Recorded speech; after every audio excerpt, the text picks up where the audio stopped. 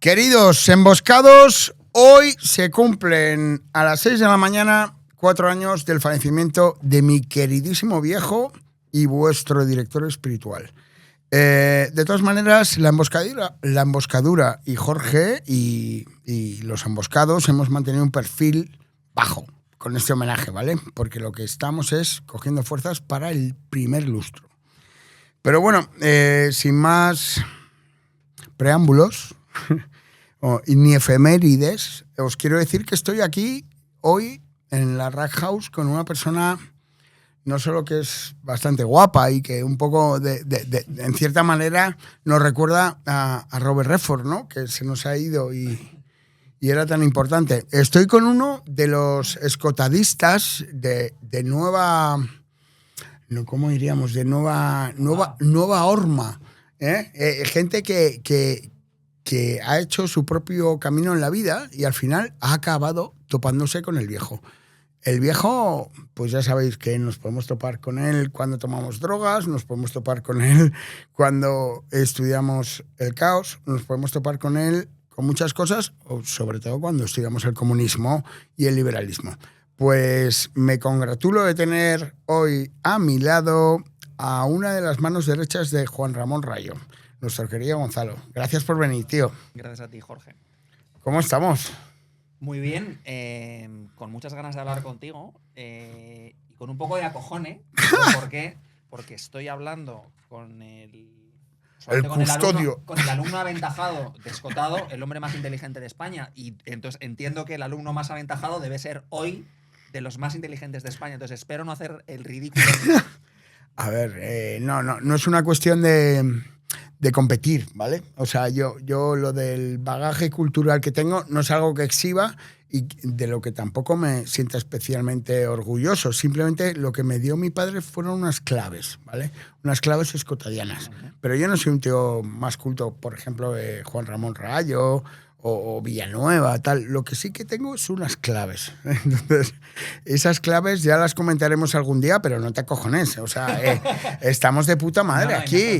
De momento me has tratado de puta madre. Espero que siga siendo así en esta charla. Totalmente. A ver, ¿por qué está aquí Gonzalo, queridos emboscados? Pues mirad, me llegaron, ¿vale? Juan Ramón es vecino mío y aparte es bastante alumno de Escota. Me pidieron permiso para hacer esto, en lo cual les honra. Y es una camiseta maravillosa. O sea, no sé cómo abrirla. Sí, tal cual. Porque lo bonito está detrás, ¿vale? Sí, aquí está. Entonces hicieron una encuesta a ver qué palabra, qué frase del viejo era la más aclamada. Y yo luego os mandé una, joder, tenéis que haber puesto esta, pero no es esa. Pero la verdad se impone sola, solo el embuste o la mentira necesita apoyo al gobierno. Bueno, toda esta introducción, ¿para qué es? Es para que coja el folio y te pregunte, Gonzalo, ¿tú recuerdas dónde estabas el día que escuchaste por primera vez el nombre de Antonio Escotado? A ver, te lo he contado antes, es muy gracioso. Ha sido en los últimos años que me he dado cuenta de que yo escuché por primera vez el nombre de Escotado cuando era adolescente a través de una charla que tuvo, de una aparición en televisión que tuvo con Ángel Casas. Sí, aquel programa. Y me he dado cuenta en estos años de decir, coño, este tío era el del día aquel que estaba con Ángel Casas. Yo por entonces, para mí la droga era un absoluto tabú y yo tenía un rechazo completo. Entonces probablemente por entonces yo estaría en el equipo contrario a los debatientes, al de tu padre. Estaría en el equipo de los que... Eso es cuando eras un mozalbete. 14, 15 años, año 93, 94. Un adolescente, sí, vale. Correcto. Y ahora de repente estás aquí sentado porque esa sensación de rechazo que te causó con 14 años, sí, luego ha sido una comunión con él y absoluta. Ahora que estás en la cuarentena igual que yo. Absoluta. Todo cambió a raíz, digamos, yo entré en Escotado, en línea con lo que decían antes, por la vía anticomunista, por la vía liberal. Anti no, Escotado no era anti nada. Cuidado. Rothbard es anti. Cuidado, pues eso es una debilidad. No, es decir, que yo era anticomunista. Anti nada. Es por ahí, de hecho venía un poco, si quieres, de la vía libertad digital, Juan de Mariana, ese interés. Sí, no, ¿vale? Eso tiene cierto dogmatismo. Sí, entonces, claro, es que te estoy hablando de hace Ujú. 2018, yo he cambiado mucho en estos años. Vale. Y fue por ahí donde empecé a verle entonces, además ha sido muy curioso porque a raíz de esta entrevista busqué, escotado en el chat y encontré que en agosto del 18 yo El le hablo a un 18, amigo, o sea, hace 7 añazos. agosto del 18 le digo a un amigo, estoy alucinado de lo que acabo de descubrir, esto es una puta joya, investiga. Y le hablaba, me he visto el mensaje y le hablaba de entrevista con Jiménez de los Santos, con Monedero, con Iglesias, con Sánchez Dragó, y decía que me había quedado en shock por todo, por el conocimiento, por la forma de expresarlo, por el tono. Por la capacidad escotado también para adaptarse a distintos contextos, ¿no? O sea, es que acabas de decir 4 escenarios Opuestos, que claro. son absolutamente diferentes. O sea, Correcto, correcto. Y a mí eso me impactó porque yo venía, claro, ten en cuenta que yo estudié economía, yo venía de un enfoque del liberalismo muy economicista, ¿vale? Y muy incluso... keynesiano. No, quiero decir, capitalista. Es decir, Bueno, muy- no, capitalista, vale, schumpeteriano. Claro, dices. entonces, casi te diría, porque yo estudié en la universidad keynesiana, para mí... Claro, todas las universidades Claro. públicas son keynesianas. Lo dice Entonces- muy bien Milei, también lo dice Claro. Rayo. O Entonces, sea, para mí fue Rayo donde yo empecé a escuchar en público y en abierto a gente en el mainstream hablar de economía. que era con más una perspectiva hayekiana detrás. que, Correcto. que keynesiana. Pero ¿no? claro, yo eso empecé o sea, con 40 años. Sí. Yo en la universidad sabía que lo que me estaban contando era una basura, pero no tenía alternativa. Como tampoco tenía excesivo interés en encontrar una alternativa, digamos, No, ideológica a no. esa. En esa época lo que queremos es refrendar nuestra idea, ¿no? O sea, buscas lecturas que Correcto. apoyen la idea que tienes. Lo hubiera tenido, pero ni siquiera. Yo sabía que eso era una basura. Tampoco tenía interés, digamos, por encontrar Nah, el contrapunto, porque Sí. mi único interés por entonces era mi exnovia. O sea, mi novia de por entonces. Vale, Entonces, no, fue hasta y mucho tienes más- el punto de rebeldía que todos hemos tenido. Claro, O sea, no pues- te vayas aquí a cuestionar tu ideología con 24 tacos. Lo que tienes que pensar es en salir de Claro, marcha, correcto. en aprobar los exámenes. Pero yo sabía que lo que me estaban contando era un bodrio total. Entonces no fue hasta la cuarentena cuando empecé a plantearme, apareció Rayo en mi vida, no personalmente, sino en los medios, a leer cosas de él, y de ahí la cabeza se me abrió mucho porque dije, coño, por fin alguien, o sea, entiendo lo que dicen y comparto la filosofía, pero era muy, insisto, economicista, capitalista. De repente aparece tu padre y dije, coño, su forma de ver la vida es parecida a la mía. Y te pongo un caso concreto. Yo, cuando era, claro, te hablo de 20 y muchos, 30 y pocos, cuando fue el debate del matrimonio homosexual en España, Zapatero, 2004, yo tenía muy claro que yo lo defendía. Claro, yo decía, digo, coño, yo no soy de izquierda si lo defiendo, pero tampoco soy como los conservadores. Entonces me encontraba en un terreno un poco de nadie. Ujú. El partido político de por entonces era UPyD de Rosa Díez, Sí. con lo cual, pero tampoco se definía como liberal, se definía como socialdemócrata. Entonces yo estaba un poco apartado, o sea, no encontraba sustento ideológico. Con Rayo ya empecé a ver que sí y a leer, porque Rayo es verdad que es muy conocido como economista, pero habla de todos los temas. Empecé a encontrar un sostén, pero ya con tu padre eso se multiplicó. Y yo, que había sido siempre totalmente contra las drogas, el ver a alguien como él defendiéndolas me abrió la mente. Pero ¿y del matrimonio homosexual encontraste algo también? Rayo lo defendía. Vale. Entonces, a partir de ahí empecé a entender que era el liberalismo el lugar donde yo iba a estar cómodo ideológicamente, porque yo me daba cuenta que el conservadurismo no era, nunca para mí tampoco lo fue el nacionalismo. A ver, Poco a poco fui encontrando mis sostenes ideológicos con el tiempo. Apareció Axel Kaiser, Hombre. apareció con el tiempo Milei, Sí. Fernando, yo le escuchaba a Fernando Díaz Villanueva, yo Hombre, de la es contra de 2017. muy amigo esta Empezó casa. a aparecer como amigos, gente que yo no Claro. conocía, pero a los que sentía cercanos. Y en eso tu padre pues aportó un matiz diferente, más humano, de más sabiduría, de más conocimiento, y a mí me impactó. Y de repente nos encontramos tú y yo hace un año en el Madrid Economic Forum, organizado por nuestro querido Víctor, también Lobezno, ¿no? Entonces, Que ahí me lancé a por ti, claro, porque yo te había visto mucho en los vídeos y yo era muy consciente de algo que te he dicho y que me lo has agradecido, y agradezco que me lo agradezcas, cuando te dije que tu padre había hecho la labor más Buah, difícil ahí, no, ahí te pasas, te pasas. y tú la más importante, porque yo era muy consciente de que tu padre ya había escrito cosas memorables antes, pero no fue hasta que tú empezaste a colaborar con él y a darle la dimensión en redes, Humana.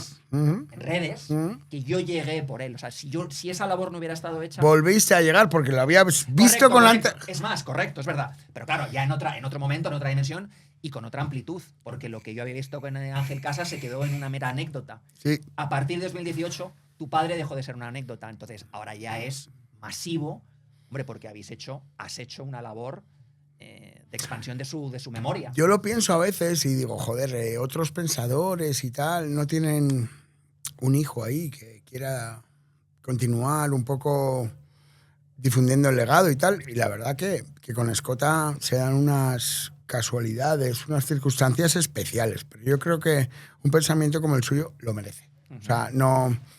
a ver, es tan importante lo que ha hecho que necesita ser interpretado por alguien de su propia sangre, ¿no? Para hacerlo más humano o yo qué sé, simplemente difundirlo desde varios puntos de vista y pensar también en el lector, porque yo le decía a Escota, pero ¿por qué fustigas al lector?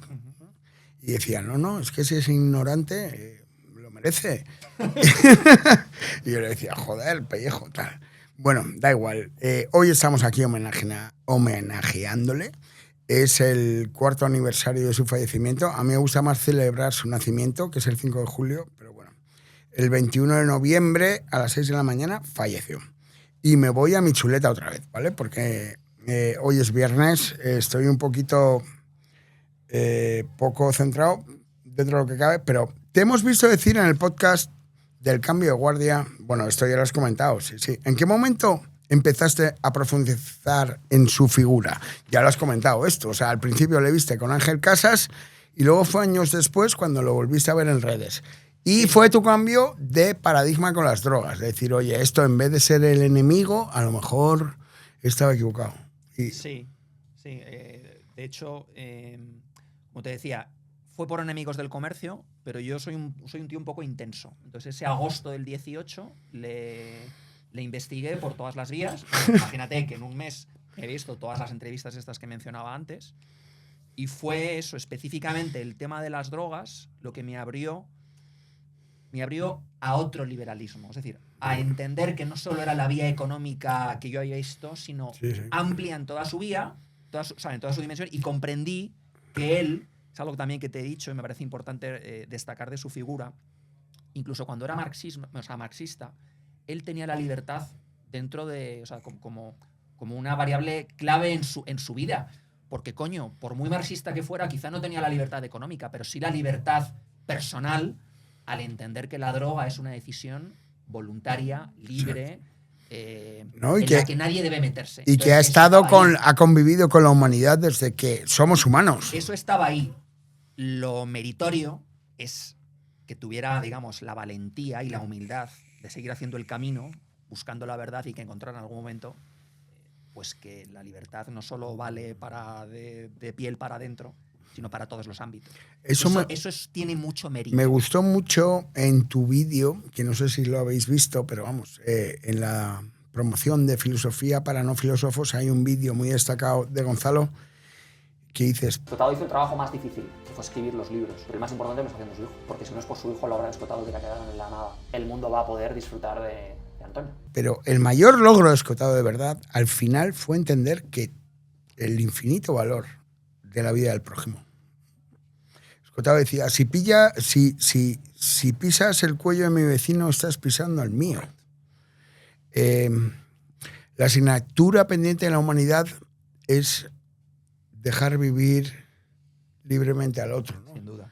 Realmente ahí es donde entronca ya con unos valores liberales, pero teóricos, incluso, vamos, que no se habían planteado tan conceptualmente, ¿no? O sea, ¿qué es el liberalismo? Respetar al prójimo. Exactamente. ¿Y qué es el respeto al prójimo? Dejarle que haga lo que quiera. Y si a él le va bien, seguramente a ti te va a ir bien, ¿vale? Pero lo que no puedes hacer es que si a él le va bien, no le respetes y trates de repartir su éxito entre los putos fracasados, que hay muchísimos. Entonces, decía Venegas Lynch, no es lo mismo ganarse el trabajo con el sudor de la frente que ganarse el trabajo con el sudor del de enfrente, que es distinto. Entonces, Es que una cosa, descubrir eso. Para él fue muy fuerte, ¿eh? Para él fue un shock. Total, pero suele pasar, de hecho, que cuando alguien hace un viaje de de tanta distancia, cuando llega a la otra orilla está muy encabronado con los demás y con uno mismo. Y a mí lo que... Te pongo el ejemplo claro de Jiménez de los Santos. Sí. Otro claro ejemplo es Arcadia Espada. Sí, yo hablé con ellos y hablé con mi padre de Jiménez de los Santos y me dijo, hijo, le pierde la bilis. Claro. O sea, el odio. Claro. No odies a tu enemigo, eso ya hay que entender, porque te conviertes en su esclavo. Tú. Claro, pero además es que eras tú. Pero si es que ahí has estado tú. No te genera eso compasión. Entonces, a mí el darme cuenta de que él sí fue capaz de ser compasivo con, al fin y al cabo, quien era él. Pablo Iglesias, un monedero, era tu padre, entre comillas, ¿no? Pero entiéndeme. El haber hecho esa transición desde la calma le daba un plus, insisto, de humanidad, de sabiduría. Empezó a tocar cosas en mí que era la compasión que yo no había visto en el liberalismo y que, insisto, además, yo a nivel personal tampoco tenía por entonces. Entonces eso coincidió con mi camino de poco a poco ir acercándome a la compasión, a la empatía, a mirar al otro con otros ojos, porque yo no le miraba, porque, lo miraba desde ahí. A ver, aquí quede claro que ser liberal no es los que aman la libertad. O sea, hay mucha gente que ama la libertad y no es liberal. ¿Vale? Lo importante es que Escotado amaba la libertad. Y entonces la amaba cuando fue comunista, la amó cuando estuvo en una celda de castigo, la amó cuando empezó su tercer matrimonio, y la sigue amando ahora, aunque no esté entre nosotros, ¿no? O sea, yo creo que lo que realmente rompe la baraja con Escotado es la sensación de que estamos ante el tío más libre que ha habido y podrá haber. O bueno, ya veremos si el tiempo nos contradice, ¿no? Pero es una persona libre para cambiar de opinión, libre para estudiar lo que quiera, libre para ser condenado por la sociedad, libre para tener 3 mujeres y 7 hijos, libre para hablar de fútbol siendo un intelectual. Exacto. Para hacer una entrevista fumando, bebiendo una cerveza. Libre para decidir dónde va a morir, que tú lo decías en el vídeo. Poca gente decide dónde va a morir, pero Escotado lo decidió. Es verdad. Libre para poner fin a su vida también, que de eso ya se hablará más adelante y se matizará. Libre también para tener un hijo como yo. No me quiero echar flores, pero vamos, Escotado básicamente no pasa como un filósofo, no pasa como un liberal, no pasa como un sociólogo, no pasa como un abogado, que era la única carrera que había estudiado de verdad. ¿Qué es Escotado? Escotado es un sentir. ¿Un qué? Ahora que no está, nos damos cuenta de lo importante que era. En una de tus preguntas, ¿no? Captaba ese matiz un poco que yo no comparto. Cuando vienes a decir me dijiste, de hecho, el otro día algo así como que enterramos muy bien, ¿no? En España. Sí. Que tenemos una cultura funeraria. A ver, pero es verdad que pasa también una cosa. Yo no creo que fuera porque se muriera. Yo creo que tu padre tuvo un reconocimiento tardío, pero lo tuvo. Lo tuvo, sí. En los últimos años sí. Y por esa tribu emboscados peregrinos que empezó a visitarle en Ibiza, a llevarle cosas, todo tipo de ofrendas. El momento ese acojonante Made in Spain totales con la camiseta de Florentino. Sí, eso es muy fuerte. Y a Florentino, ¿sabes? ¿Se fumará un porro con él o cómo cojones lo montarán? Entonces, eso para mí demuestra de que antes de su muerte, mi padre ya tenía un reconocimiento extremo. Lo que pasa es que quizá yo entiendo que quizás tú como hijo o te duela pero yo no tengo esa sensación de que se le enterró mal. Se le despidió en vida con todos los honores. Estoy de acuerdo, pero sabes que hay una estatua pendiente y tal. Pero claro, no vamos a ponerle el nombre, pero bueno, de un alcalde que es un mediocre. Sí. Aparte de tener... No hablo. Bueno, lo importante es que es cierto que te dé su marchamo de importancia Florentino Pérez. A ver, ¿quién hay? A ver, aquí, de todos los que estéis escuchando, ¿hay alguien a quien le venga a ver Florentino Pérez unos días antes de morir? Que te viene a ver quién más grande. Pedro Sánchez. Rayo. No sé. Rayo. A ver, Milei. Rayo lloraba cuando hice un vídeo. Es brutal, Rayo, porque se le ve llorando, se le nota. O sea, entonces, cuando le dice, ¿qué es la libertad? Y hice una movida ahí escota y es la última entrevista. Y estaba Jano al lado. Y Jano me dijo, me cago en la puta, no he podido grabar porque tenía que ayudar a tu padre con Rayo. Y le digo, Entonces, ya. no se les pidió como en la cúspide, que es donde llego. Estoy de acuerdo, pero era una cúspide que había explorado los últimos años. Bueno, sí. Lo que pasa es que ahí, antes lo hemos comentado, cuánto es responsabilidad tuya y otra es cuánto es responsabilidad de él. Y de los claro, tiempos también. De los tiempos, por supuesto, internet, todo se dio porque tenía que ser así. Pero probablemente tu padre, que antes te lo he dicho, como, no sé si decir una crítica, sino como una descripción, yo cuando veo los vídeos de tu padre con Sánchez Dragó, veo cierto ego de alguien que se sabe muy seguro de dónde está. Y con los años, a mí me gusta más el escotado que con duda, gafas y pelo blanco. El socrático. E incluso el más humano. No el hegeliano. El que no te quiere destrozar desde su atalaya intelectual que sabe que eres un puto mediocre. Pues seguramente años después también lo sabría, pero no había una necesidad consciente o inconsciente de mostrarlo. Una generosidad en la palabra con todos, que a mí es la que me seduce, me enamora, y por eso yo cuanto más mayor le veía, más me seducía el personaje y más ponía en contexto toda su vida personal, intelectual, toda entera. No está cambiando de opinión, está cambiando de emoción también. O sea, sí, correcto. No, las ideas, bueno, yo diría que se profundizan. Entonces, por eso quizá que él profundizara, que llegara probablemente al escotado más auténtico, es lo que hizo también, me gusta pensarlo de esa forma, el que la vida le regalara el éxito. No, Cuanto y más, que murió. Cuanto más hondo llegas, más éxito te Y que da. murió en la gloria. Y murió en la gloria. Murió en la gloria. Que externa e interna, ¿entiendes? Sí, no, y en paz consigo mismo, pero de una manera que de verdad, o sea, yo me acuerdo de la frase, hijo, tengo la sensación de haber cumplido con la vida y quiero descansar, si es posible, eternamente. ¿Cuánta gente le pasa eso? Muy poca, 1 de cada 100 a lo mejor. Pero bueno, vamos aquí desde este podcast a incrementar a esa gente, ¿vale? La movida es que cuando vayas a morir no patalees contra lo inevitable. O sea, ¿qué vas a hacer en otra vida que no has hecho en esta? Que el infierno está a la derecha o a la izquierda. Que ya estamos en el siglo XXI, no tiene sentido esto. Las drogas, que has hablado de las drogas, son muy religiosas. Entonces, desde que se prohibieron, ya han pasado a otro tipo de ámbitos, pero casi todas las religiones se inventaron con drogas. Entonces, allá cada uno con sus privadas melancolías. Hoy estamos homenajeando a Escotado, estamos homenajeando a un hombre pleno. Pleno porque consiguió ser auténtico, genuino, nunca se vendió. El otro día estaba a punto de subir un artículo suyo cuando decía cómo rechazó a Esperanza Aguirre cuando le ofreció ser el delegado nacional del plan de drogas. Y mi padre dijo, lo primero será montar coffee shops, como en Holanda. Y la otra dijo, ¿pero qué dices? ¿Pero estás loco? Y tal, y dijo, pues aquí se acaba nuestra relación. Aparte, él decía, soy independiente y pago con gusto el peaje de la independencia. O sea, es una persona que tampoco, o sea, sí, sus últimos años cosechó el respeto, el reconocimiento, pero no el premio de las instituciones. No era considerado un sabio.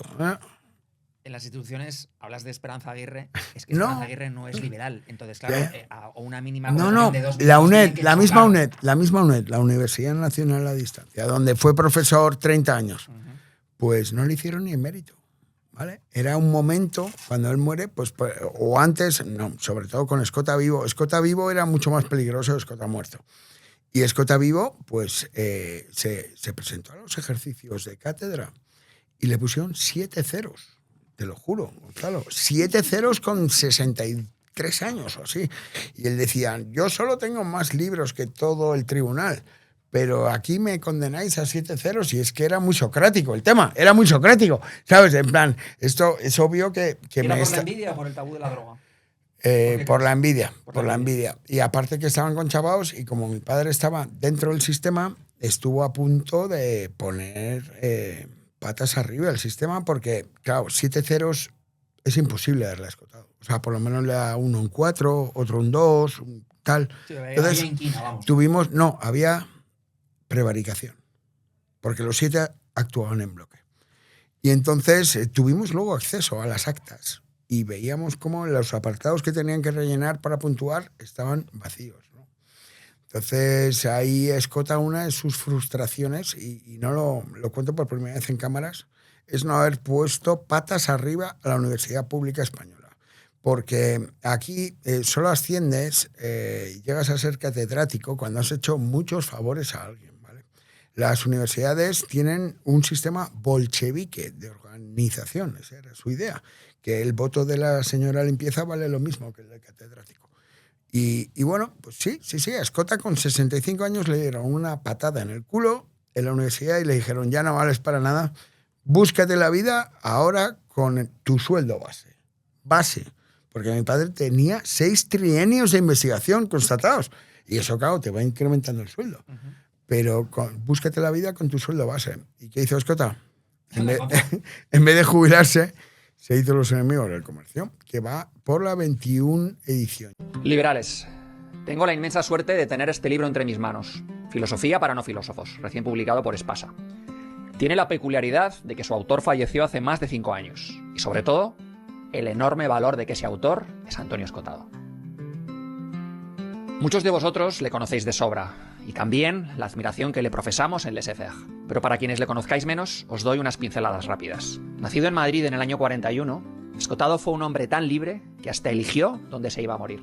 Así fue como desde su querida Ibiza se marchó hace casi 4 años de este plano, y lo hizo con un enorme grado de reconocimiento, algo inimaginable para él solo unos años antes. Porque a pesar de su precoz genialidad, la fama a Escotado le llegó tardía. Además de merengue acérrimo, fundador de Amnesia y padre de 7 hijos, Escotado fue jurista, traductor, filósofo y autor de más de 20 libros. Entre sus obras, 2 forman parte de la historia del pensamiento liberal. La primera, Historia General de las Drogas, la escribió mientras cumplía condena en prisión tras haber sido injustamente acusado de tráfico de drogas. En cuanto supo de la condena, decidió que iba a aprovechar el tiempo para escribir ese libro. Eligió la cárcel de Cuenca y el director accedió a permitirle pasar su estancia en una celda de castigo para que pudiera centrarse en su escritura. La segunda, Los Enemigos del Comercio, es una trilogía monumental sobre los orígenes y desarrollo del movimiento comunista. Le dedicó 20 años de su vida con una entrega absoluta, llegando a catalogarlo como el libro de su vida.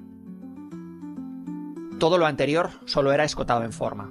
En fondo, en esencia, Escotado fue sobre todo un estudioso de la verdad, impulsado por un deseo casi inconfesable de ser el hombre más inteligente de España. Persiguiendo ese sueño, por sus manos pasaron cientos de miles de páginas, siempre con un bolígrafo cerca para subrayar o escribir en los márgenes. Y así, entre anotaciones y referencias, fue construyendo los cimientos morales e intelectuales de su pensamiento. Una vida entera volcada al estudio, cuyos aprendizajes filosóficos destila ahora en este nuevo libro, verdadero regalo para quienes amamos su obra. En Filosofía para no filósofos, Escotado recorre de forma progresiva y estructurada las ideas que han ido moldeando nuestra civilización, desde el pensamiento mítico hasta Hayek y Popper. Tan escotadianamente brillante como siempre, pero con una renovada accesibilidad, el maestro nos guía en un viaje que demuestra cómo la búsqueda reflexiva de la verdad es la mejor herramienta para comprender el presente y anticipar el futuro. Y todo ello con la extraordinaria virtud de hacerlo en apenas 400 páginas, convirtiéndolo en un libro de vocación divulgativa para que, como dice su hijo Jorge, leerlo te convierta en una persona más culta que el 99% de la población.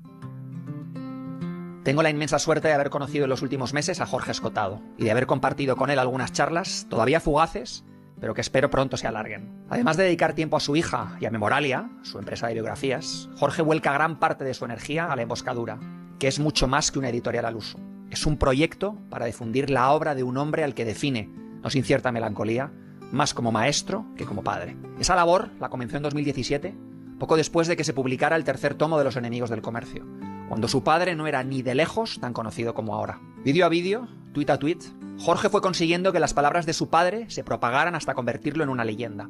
Y por lo que me ha contado sobre los proyectos que tiene entre manos, esa leyenda no ha hecho más que comenzar. Como ejemplo, este libro, que ha sido editado por él mismo. Así que como reconocimiento y sobre todo agradecimiento a la labor de Jorge, la labor de tu padre fue la más difícil, pero la tuya, Jorge, es la más importante.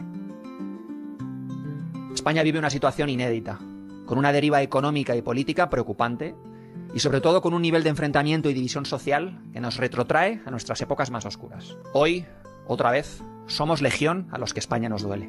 Por eso es tan importante recordar a diario la obra de Escotado y reivindicar su figura.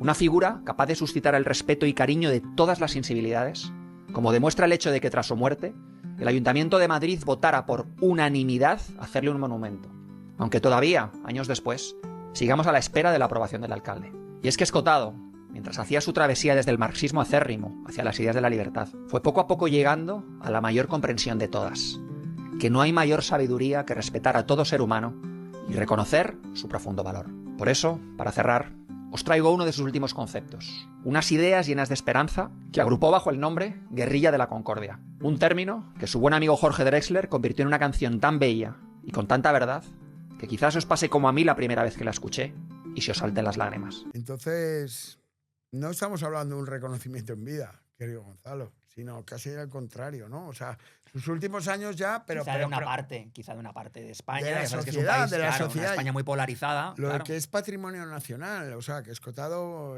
lo que te decía antes de que enterramos muy bien, yo creo que se le echa más de menos ahora que cuando, o sea, cuando estaba vivo, obviamente no se le va a echar de menos, pero se le valora mucho más ahora que cuando estaba vivo porque era una persona incómoda, subversiva, contestataria. Claro, eso seguro. Y luego el saber si él, si al final de su tiempo aquí se le reconoció o no, tú tendrás, o sea, tú lo sabrás mucho mejor que yo. Pero yo recuerdo cuando salió tanto en El Mundo como en El País, me acuerdo de los artículos. De las portadas. Y los artículos fueron preciosos. Mm. Y claro, como yo estaba en un momento alto de escotadionadismo, digamos, de seguirle y admirarle, y veía, pues efectivamente, que la prensa reflejaba lo que yo pensaba, yo no tenía... Y coño, había visto lo de Florentino, entonces yo nunca pensé que no fuera reconocido, pero... No, digo, a lo mejor no al nivel que con su quizás tú muerte, crees que... sí, que él no pudo disfrutar en vida realmente del reconocimiento social, salvo de sus emboscados, ¿vale? Que también eran parte de su familia. Y Florentino, sí. Y Florentino, y Albert Rivera, Sí. y músicos, en fin. Sí. Pero, Respecto probablemente, Jorge, a como pensaba 15, 20 años antes de cómo iba a morir, no se lo pudiera imaginar que iba a ir Florentino no, y similares, o sea, con mucho más éxito del que probablemente pensó 20 años antes. Sí, eso es cierto. Pero vamos, aún así, yo creo... Hace un debate, a ver quién se la lleva.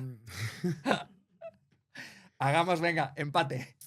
A ver, yo lo que no me como es que no le hicieran catedrático. Y antes de catedrático está emérito.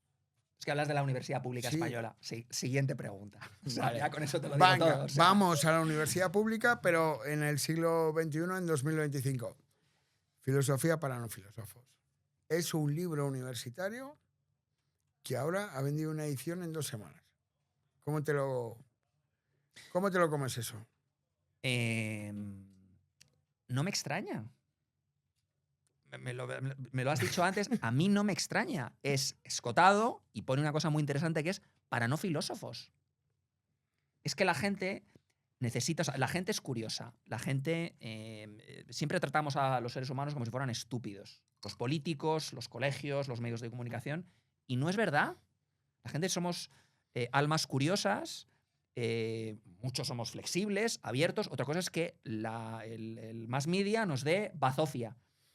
Pero estamos dispuestos a escuchar. Por eso el éxito de Internet, que es otra de las enormes reflexiones que a mí me mostró tu padre. Claro. Es decir, a ver, Internet será una mierda o una maravilla Pero es dependiendo gratis. de ti. Y dependerá de ti. O sea, por supuesto que tiene un potencial enorme. Claro, lo que no puedes esperar es que te lo regale. Tú tienes que buscarlo. Si lo buscas, lo vas a encontrar. Y ese libro es exactamente eso. ¿Tú quieres aprender filosofía? ¿Quién no quiere aprender la historia del pensamiento occidental? Pues prácticamente todo el mundo, Claro, Jorge. claro. Además así Pautado, claro. compartimentada. Sí. Está perfectamente hecho. Y en el título lo pone para no filósofos. Pues el primer interesado soy yo, y como yo no puedo ser el tío más inteligente de España, seguro que como yo hay cientos de miles o decenas, bueno, sí, cientos de miles. Pero- y por eso el libro se vende. Pero es lo bonito, porque Escotado, o sea, lo que decía Girauta, lo que dicen gente que lleva leyendo mucho, ¿no? O sea, Escotado tenía un sistema filosófico, un sistema metafísico, y después de eso fue construyendo, ¿vale? Porque tú tienes que tener unas bases, y unas bases propias para esa investigación. Y entonces, claro, la gente, por ejemplo, le recordamos más por los enemigos o por historia general, pero nos olvidamos de que miles de alumnos estudiaron con este Claro. texto.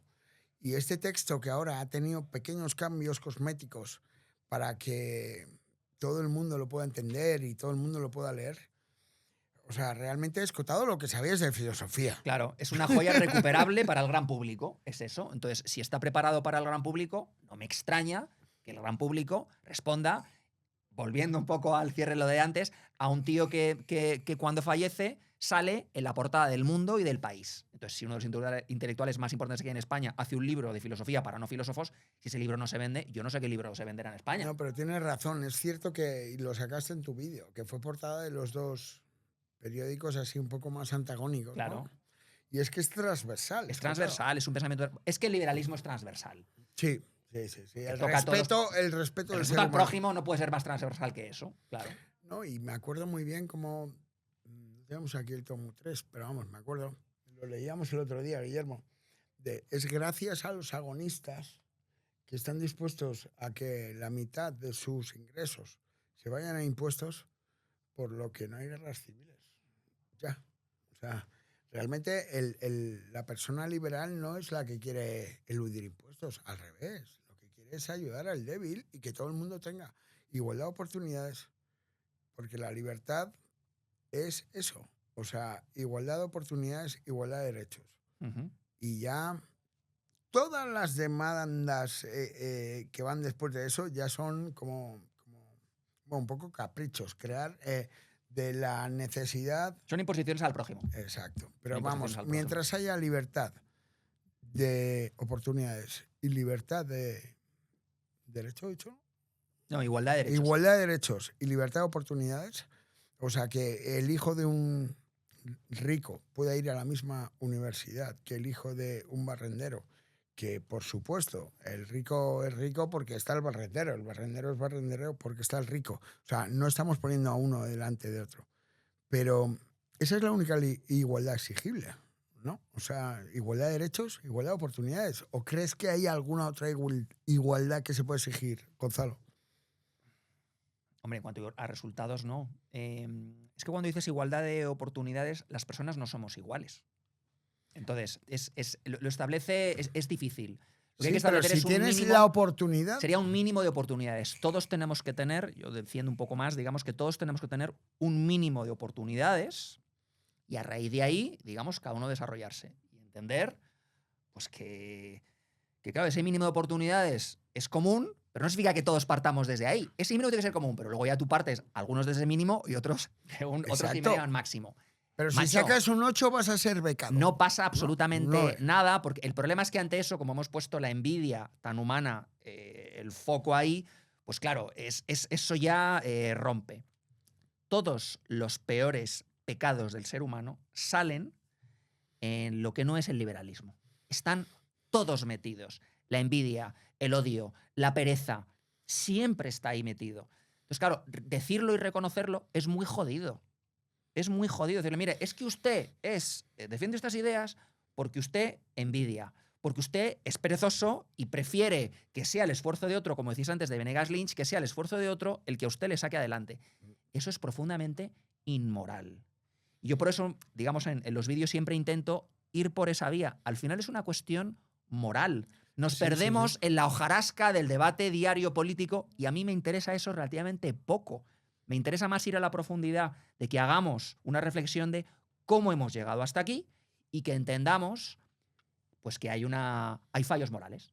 El welfare state empieza a tener unas grietas absolutas que no habíamos visto antes, ¿no? Y está llena de trampas y entonces empiezan las trampas con las mentiras de los eufemismos, que a todo le da el giro, estado del bienestar para llamar al bienestar del Estado, Por el llamar régimen justicia del social, 78, sí. llamar justicia social a la injusticia, porque nada es más injusto. En el libro este sale que la primera vez que se dice justicia social lo dice Platón. No sabía. Platón, pues... Platón es el primero a hablar de la justicia Desde luego, social, que es un concepto un poco difícil de entender. En 2025, y bueno, y hace ya bastantes años, justicia social es redistribución de la riqueza. Redistribución de la riqueza es el robo. No hay eufemismos, son matizar la mentira. Entonces, claro, cuando llega uno y te dice, mira, tío, es que esto es robar. Lo justificamos en parte. Un poco mi postura en ese caso es, oye, es un robo, pero ahora mismo el sistema está montado sobre eso.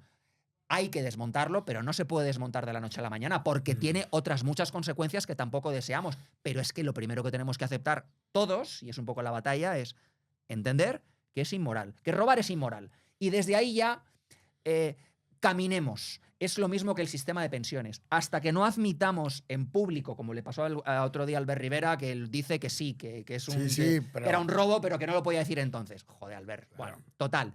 Hasta que no lo reconozcamos todos, no vamos a poder decir, bueno, pues hagamos los pasos necesarios para desmontarlos. Y a lo mejor lleva 50 años. Sí, claro. Porque las consecuencias, a lo mejor es como despenalizar las drogas. A lo mejor no se puede, un comité de sabios, oye, no se pueden despenalizar todas mañana. Claro, hay que pensarlo. Exacto. Pero hay que tener la brújula moral de hacia dónde vamos. ¿A la verdad o a la mentira? Y hay una serie de mentiras establecidas en la sociedad que cuesta mucho romperlas. Y tu padre en eso las rompía todas. Las rompía todas. Sí. Y le echaba muchos huevos. Y por eso decía, joder, es que este tío en todo, y le da igual las consecuencias, y le da igual lo que opinen los demás. Eso, faltan referentes morales de ese tipo. Y yo creo que una vez que ha desaparecido, realmente se le echa más de menos, en el sentido de que, joder, además fallecieron casi en años consecutivos él, Dragó, que no se puede comparar a nivel intelectual, pero sí a nivel libros. Sí. O sea, eran dos personas muy cultas. Y muy valiente también, Dragó. Sí, y no darle miedo a dar su opinión. Exacto. Entonces, ¿qué pasa? O sea, ¿qué ejemplos tenemos ahora? Realmente, pues bueno, pues hay algunos, ¿no? Pero no tan enciclopédicos. O sea, la figura del agitador social ha desaparecido. ¿O son los youtubers hoy en día? Bueno, hay de todo. Es que, Jorge, como todo, es youtuber, dos tíos del ámbito liberal estupendos. Es lo mismo Sergio en Andorra que Juan Ramón. Pues son perfiles distintos. Sí, pero se va muy bien. Y los dos son estupendos y cada uno cumple su rol. Pero evidentemente el conocimiento, o sea, el papel es otro, el conocimiento es otro. Siempre va a haber gente culta, inteligente y dependerá del público. Si les damos peso... Coño, Juan Ramón tiene casi 1 millón de suscriptores en YouTube. ¿Por qué? Porque interesa. Entonces, el tratar siempre a que la gente que es estúpida... Perdona, los consumidores de contenido y que no, la gente quiere calidad. Y la hay y se la dan. Entonces, esas figuras siempre van a seguir existiendo. Y si en Internet hay múltiples fuentes de información, gente como tu padre, es que claro, gente como tu padre es 1 entre 1 millón. Pero gente que tenga conocimiento, que lo exprese... Desde luego los canales son infinitos hoy en comparación a antes para hacerlo. Sí, pero también debo reconocer que sin el refrendamiento que ha habido de los intelectuales actuales de este país, la expansión de Escotado habría sido imposible. O sea, si no lo hubiera abanderado Villanueva, Jano, Rayo, Pablo Iglesias, aunque no lo creía, le estaba abanderando, Monedero. O sea, todo suma. Y ahora... ¿Qué tenemos? Tenemos un icono de la libertad, ese yo que es un nosotros, como él decía, que así se define el espíritu Hegel, ¿no? O sea, echarías de menos ahora figuras, digamos, en el liberalismo que cojan su bandera. Con ese pozo moral. Al revés, digo que Escotado ha sido upado gracias a que muchas figuras se han abanderado con él y ahora no hay quien lo pare. Claro, pero eso crea un ecosistema proliberal que hace... Pues insisto, que gente, por ejemplo, como Sergio, no tengo nada... No para de citarle en sus vídeos. Por citarles, una figura como Sergio tenga fuerza. Entonces, Sergio dentro de unos años será el que abanderará a gente como él y todo eso irá creciendo y expandiéndose como una mancha de aceite y tu padre será uno, evidentemente, de las primeras figuras. Y probablemente él habrá bebido, pues, de Ortega y Gasset, claro, de gente que ha venido antes que él y es, como decía Newton, ¿no? Lo de que es estar sobre los hombros de gigantes. Pues hay que tener una continuidad. Lo que tenemos que hacer es todos los liberales, nuestros referentes, defenderlos, promoverlos, para que lleguen a las nuevas generaciones, porque esa es, como siempre ha dicho Rayo, la forma de ganar la batalla cultural. Porque si no, nos van a destrozar la izquierda, entonces le pasará lo que le pasó a tu padre, seguirá pasando. Seguirá pasando, pero ya tenemos ese icono. Claro. Para ver que no nos podemos dar 2 veces con la misma piedra. Claro. Pero vamos, que la universidad va a ser siempre de izquierdas. Eso es así. De hecho, yo era de izquierdas, tú eras de izquierdas. No, con no, 20 no, no. años. No. Vamos, es que se dice Nunca cometí ese pecado. la manida Sí. frase de si no eres comunista de joven y no eres conservador de mayor, Lo del corazón. algo te ha ido mal, algo te ha ido mal en la vida. No, yo siempre fui liberal, siempre fui procapitalista. Siempre, Sí, ¿eh? siempre. Sí, y nunca fui conservador, nunca me interesó el tema banderas. Por eso te digo que yo tenía muy claras mis ideas, lo que no tenía era referentes con quien compartirlas. O que me guiaran, o que me dieran sustento. Lo mismo me pasó con Juan Ramón. Con Juan Ramón encontré mucho sustento económico y dije, joder, era por aquí. Claro, la universidad no me lo habían enseñado. Yo sabía que era lo correcto, pero no podía formularlo, llamémoslo así. Es muy brillante el Juan Ramón. Yo me acuerdo que le conocí con 18 años o así. O sea, todavía no era lo que es. Y por amigos comunes y tal. Qué bueno. Sí. ¿Tu padre estaba metido en esa ecuación? Todavía no. O sea, Todavía no. fue directamente por amigos comunes y no a través de tu padre. Sí. Es que, bueno, ya lo contaré en algún podcast, pero teníamos un local y ahí venía gente de la contracultura más heavy y uno de ellos era Rayo, que venía de mano de Jorge San Miguel. ¿Sabes quién es? No sé quién es. No, vale, asesor político y muy amigo de nuestro amigo Rayo. Pero vamos, recordemos que el viejo muere hoy a las 6, 7 de la mañana. ¿Y qué vamos a pensar ahora? Que está más vivo que nunca, ¿no? Que su pensamiento está penetrando en capas donde ni él mismo se imaginaba. Ese mérito, obviamente, es solo suyo. Yo lo que he hecho, si es que he hecho algo, es poner ahí los palos del sombrajo. Pero es que su concepto, si lo consigues encapsular, yo creo que llega a todo el mundo. Entonces, veamos, vamos a pensar cosas en las que Escotado nos ha abierto los ojos. Mira, yo tengo aquí, estoy repasando, tengo montones de anécdotas que contarte. Dale. Tu padre es genial. Se va a la Mont Pelerín Sí. y dice que les critica. Y además dice que le tratan con un respeto, con un cariño y les pone... Padre, no recuerdo bien, pero decir, no sé si dice a parir o criticarles, y que dio igual, que terminó la conferencia y que la gente estaba encantada con él. Me acuerdo cuando yo era randiano y me acababa de leer La rebelión de Atlas y estaba encantado, y dice tu padre, Ayn Rand es una subnormal Anfetaminómana. anfetamínica perdida. Rothbard, lo mismo. Anti todos. Luego, me acuerdo una cosa que tu padre también me dio, no te puedes ni imaginar lo acompañado que me sentí por lo solo que me sentía antes de escucharle en pandemia. Me pareció un absoluto atentado contra todo. Y tu padre desde un inicio dijo algo así como, por favor, no lo hagan por nosotros, por los mayores. Preocúpense de la economía y de los jóvenes. Cuando oigáis el término salud pública, salid corriendo. ¿Por qué? Porque la primera vez que se menciona este término es en la Roma de Diocleciano o algo así, una persecución brutal, y luego la Revolución Francesa. El Comité de Salud Pública. O sea, salud pública, como decía Escota, debería ser la suma de saludes privadas.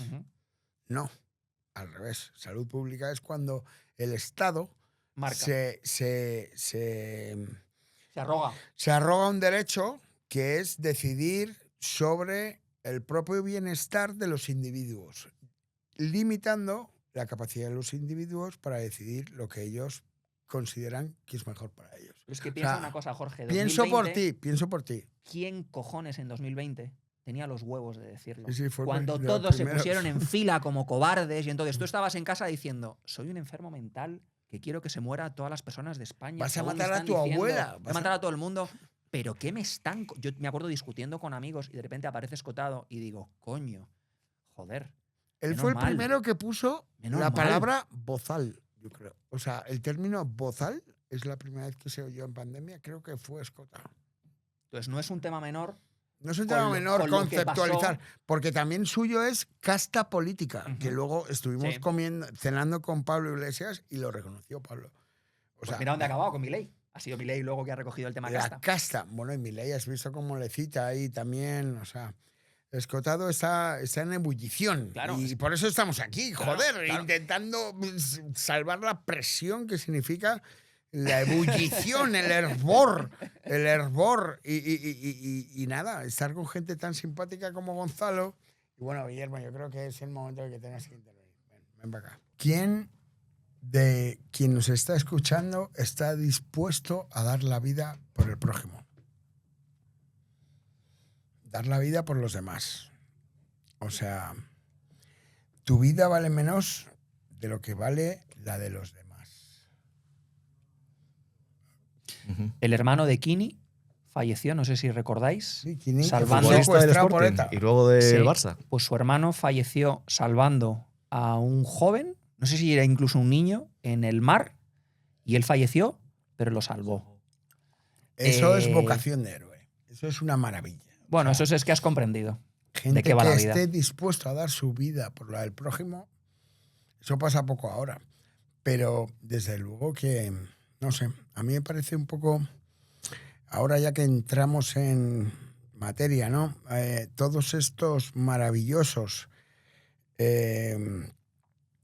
pensadores que tenemos ahora, porque la izquierda tiene pensadores, la derecha tiene los mismos, los liberales también. O sea, quien no quiera encontrar su altavoz es porque no quiere. Pero lo que realmente es raro es que alguien dé el paso, salvo los que están en los extremos, que por supuesto que quieren dar el paso, porque arreglan su vida y la de todo su entorno. Pero en cambio, gente que tiene prestigio, gente que tiene lecturas, gente que tiene currículum, no quieren dar el paso porque no quieren quemarse el culo. Entonces, ¿esto qué es? ¿Vamos al egoísmo personal o vamos al bienestar grupal? Es que es muy duro. A lo mejor tenemos que pasarlo mucho peor para que esta pregunta que acabo de hacer no tenga sentido. Pero a mí me parece igual de malo los que aceptan que los que critican. En el sentido de que el pesimismo es una forma de conformismo. Absolutamente. ¿Vale? No vale con criticar. No vale. Sí, todos criticamos, pero ¿qué vas a hacer para cambiar las cosas? ¿Solo criticar? Es que así no se cambian las cosas. Hay que dar un paso al frente. ¿Qué pasa? ¿Que no ha nacido esa persona? ¿O que gente No digas que eso. existe, No digas gente eso. que existe no quiere darlo? Me da igual. Pero, joder, O a lo mejor se está... estamos hoy homenajeando al viejo. El viejo dio un paso al frente ahí. Claro que lo dio. Cuando le llamaron desde Ciudadanos, le llamaron desde Podemos. Él no cerró las puertas a nadie. Y le llamaban como consultor. Pero vamos, mi padre, un día le preguntaron, si te metieras en política, ¿qué harías? Y dijo, ser ministro del Interior. Pues vale, ¿has oído alguno de los que critican postular su puesto en el gobierno? No, porque salen de él corriendo como si no hubiera un mañana. Entonces, joder, está muy bien criticar, pero necesitamos alguien que esté dispuesto a actuar. Comentaba Jorge antes, Gonzalo, sobre la guerrilla de la Concordia, escuchado por Escota. ¿Y tú qué nos cuentas? Me acuerdo que estaba Jorge Drexler en Ibiza y ahí es cuando... Perdona, antes de nada, Guillermo Herranz Guillermo Pérez es nuestro gran amigo aquí en Rax House. Trabaja conmigo todos los días y es un escotadista de pro que ha entrado tarde, pero vamos, sigue contando. ¿La guerrilla de la Concordia? La guerrilla de la Concordia, que además recientemente hemos descubierto que hay un precioso mural en en el barrio de Santa Coloma, en un barrio de Barcelona. Santa Coloma de Gramenet. De Gramenet. De manera espontánea. Y que Grande. hace esa alusión a la guerrilla de la Concordia, que yo creo que es por ahí, por la que yo creo que al menos los emboscados podemos ir haciendo camino, ¿no? O sea, ir haciendo guerrilla, es decir, estar muy preparados, estar muy concienciados, pero no de la discordia, sino todo lo contrario, de la concordia, ¿no? Pero al final es un mensaje para trasladar a todos en el que dices, mirad, con esta clase política que tenemos, que va en contra de todos nosotros, la contestación tiene que ser con concordia entre los demás, ¿no? Por eso no puede haber mejor epitafio por parte de Escotado. Sin duda. Es que es el tremendo, epitafio perfecto. Sin duda, El epitafio. sin duda. ¿Cuál es el epitafio, Gonzalo? La guerrilla de la Concordia. No, el epitafio es quise ser Ser valiente. valiente. Ah, Y joder. aprendí a Y estudiar. No, coño, ya, pero me refiero al último gran legado intelectual. Sí, claro, total. claro. Ese para el país. Total. El que necesita el país, Jorge, Sí, es sí, la es guerrilla la de la guerrilla. Claro, concordia. desde el punto de vista del Pero prisma que político, ¿no? Claro. es el que había en el espíritu de la transición. Bueno, eso se fue, ya sabéis, se fue pudriendo. Sí, había fallos y tal. Progresivamente, y nos- ahora ya estamos viendo la mierda florecer como nunca habíamos imaginado, porque nunca hubiéramos imaginado que habría conversaciones entre gente seria hablando de que si dudamos de que vaya a haber elecciones, Sí, sí, sí. de si dudamos de pucherazo, Si se va a aceptar. Es acojonante, el ¿eh? resultado. de cuál va a ser el resultado, o sea, cuál va a ser la reacción, el resultado, o sea, cosas Es inimaginables. que ha salido Sánchez hace una semana diciendo el fiscal general del Estado es inocente. Tú no puedes decir eso.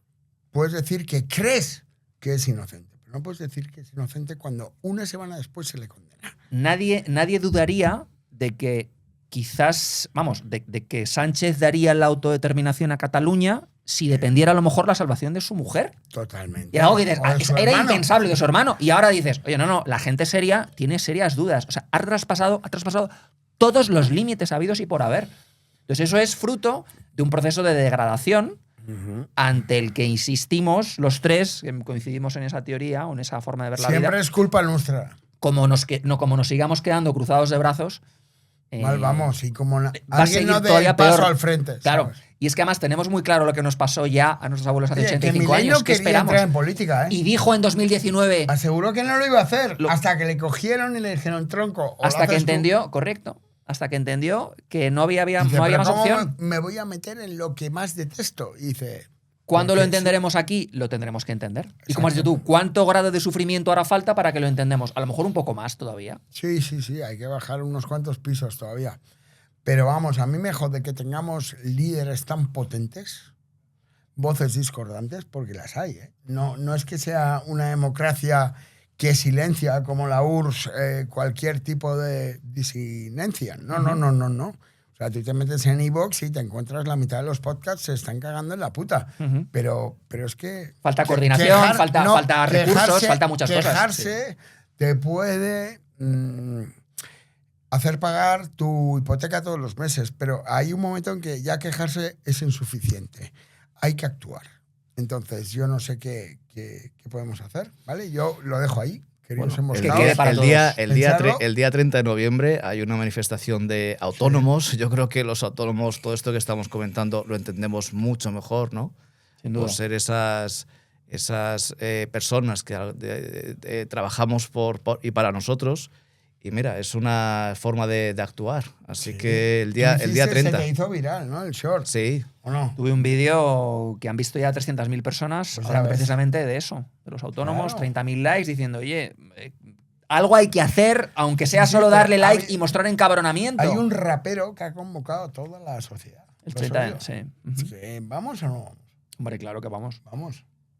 Sí. ¿Os venís? Sí, hay que ir. Hay que ir. Sí. Desde luego. Es que además vivimos sobre esto de la política cuando la política realmente es algo que tenía que ser Secundario. Que marginal. son nuestros empleados. Total. O sea, Es algo y parece que es el primer tema y que nos influye a todos. Y dices, pero es que no nos tendría que influir casi nada con algo, con un Estado o con políticos que dijeran, oye, os garantizamos la higiene. libertad, La educación, oportunidades. sí, la sí, seguridad para no pegarnos entre nosotros y que tampoco Libertad vengan tal. jurídica. Sí. No mucho más. El resto es dejar. Y de hecho, mirar, ahora ya pasó en el gobierno de Rajoy y creo que está pasando ahora. Cuando no hay aprobación de presupuestos, hay una deriva ahí, ¿no? No hay gobierno, no hay presupuestos. Y el país funciona. Y el país funciona. No es que funcione, es que crece de alguna No, manera. Es que no haya alucinante. presupuestos es bueno. Es como le pasó a Carmena lo mismo, que no eran capaces de gastarse la pasta y decían, joder, si al final con la izquierda hay superávit. No, coño, es que son tan inútiles que no son Es que no capaces ni de tienen hacer presupuestos. presupuestos. O sea, No es tienen acojonante, presupuestos. acojonante. Además, lo planificado y demás es justamente lo que no va a pasar, lo que planificas.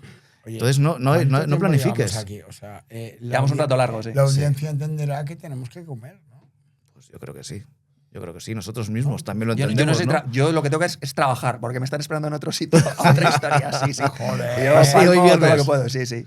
Bueno, pues nada. Gracias, Gonzalo. No, un honorazo y Gracias, millones de Guille. gracias. Querido, gracias a ti. Y nada, que la libertad, la semilla de la libertad, se engendre en vosotros y cree un hermoso árbol. Qué bonito. Hasta pronto.